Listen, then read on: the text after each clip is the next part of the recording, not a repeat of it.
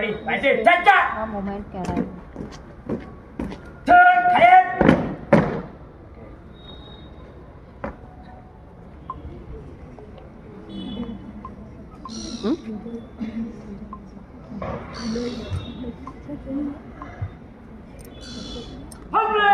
चिड़िया करती है बसेरा, वो भारत देश है मेरा, वो भारत देश है मेरा।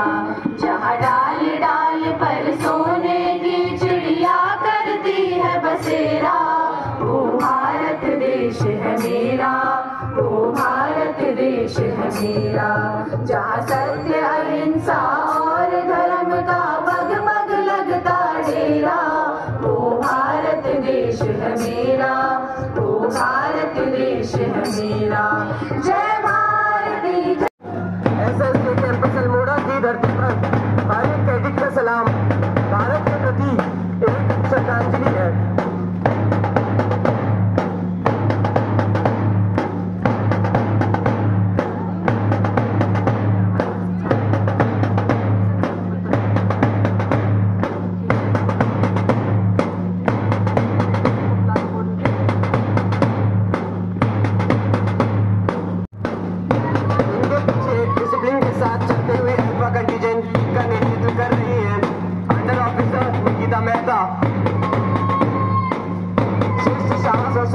समर्पण की एक सीधी जाती मिसाल, इनके पीछे डिसिप्लिन के साथ कदम मिलाते हुए आगे बढ़ रहे हैं ब्राह्मण कंडीशन के commander under officer Tanuj Joshi.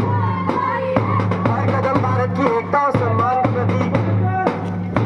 और अब तिरंगे की ओर अपना सलामी पेश करते हुए आ रहे हैं चार्ली कंडीशन के commander under officer Dheeraj Tiwari.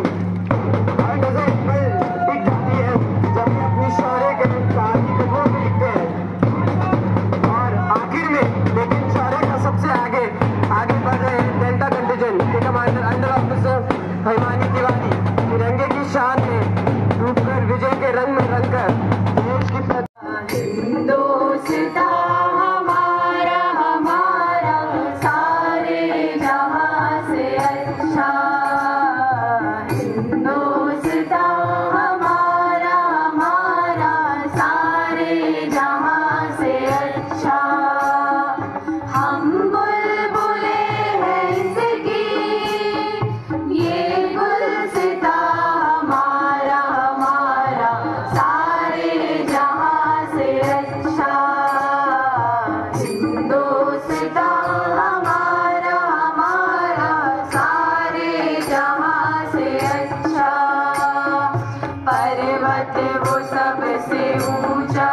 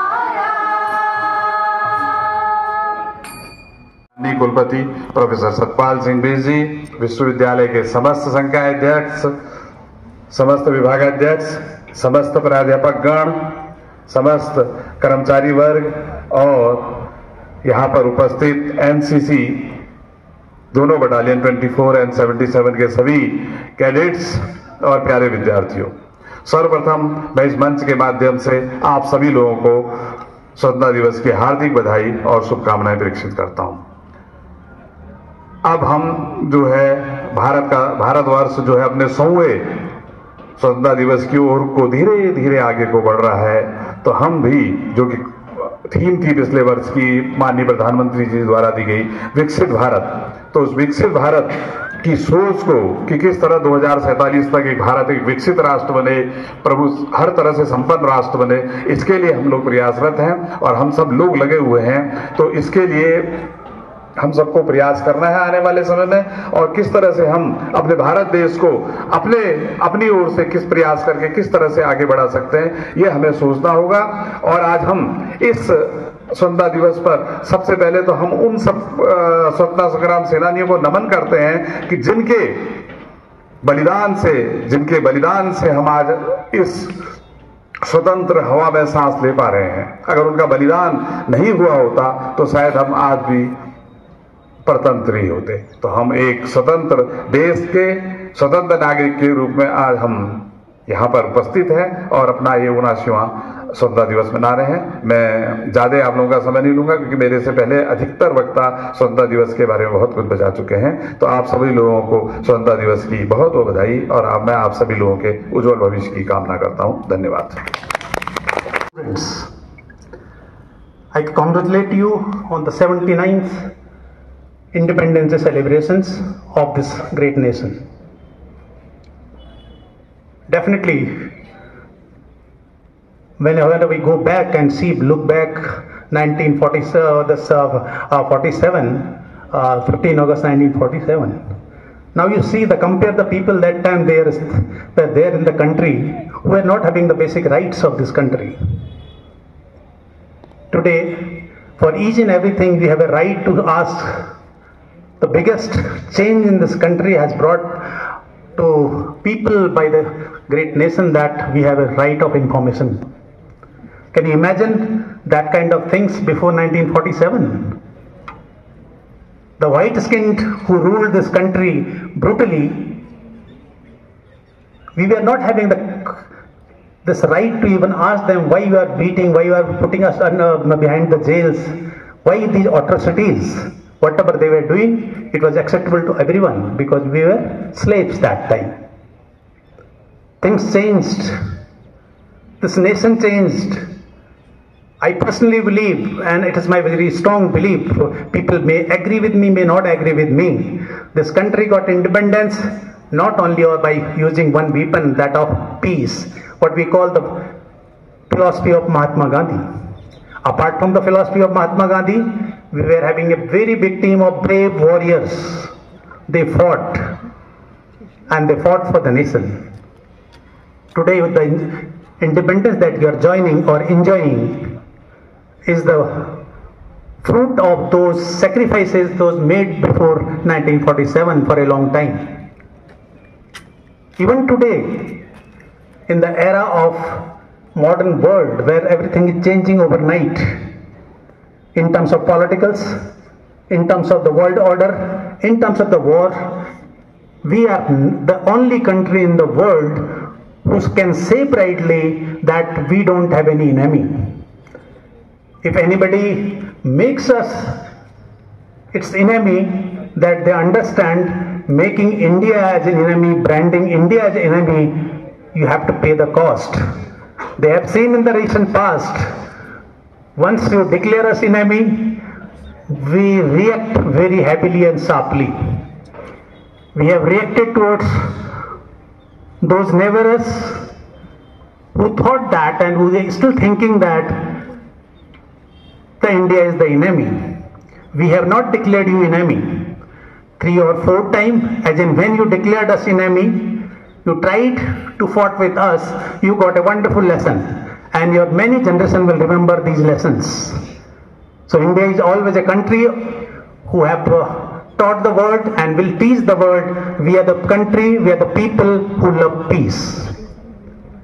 It is an era of not only this war, apart from this artillery war or the weaponry war, there are many more war front. Like in the recent past, a person who feels that he is the master of whole world, who needs the key of every country in his hand and feels that he will regulate the whole world in the form of tariff war. You all understand, the biggest thing to become a powerful nation, we have to have a wonderful human resource, sustainable economy and sustainable agriculture. Definitely we are the country who are economically today not only sustainable, we are moving very fast towards the third place economy of the world. This all has happened with the help of our farmers, our soldiers, our human resource that we have produced, and the human resource is available worldwide.